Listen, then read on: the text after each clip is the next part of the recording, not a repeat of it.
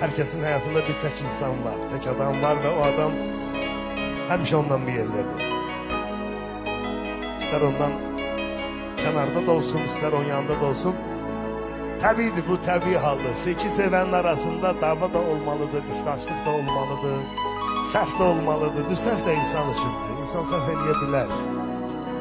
Amma ali insan odur ki, o səhvdən nəticə çıxardır və bir daha onu təkrar eləmir. Səhv insan üçündür. Sevənlərin arasında bu çox baş verir. Başlayırlar bir-birinə qürur göstərməyə, qürur eləməyə, qürur yapmağa. O qüruru bir dəqiqəlik qoysalar kənara hər şey düzəlir. Ancaq o qürurun özündə də bir şirinlik var. Mənim arzum budur ki, burada nə qədər insan var, kimlərin ki həyatında o tək adam var, Allah onları məsud, bəxtiyar, xoşbəxt eləsin.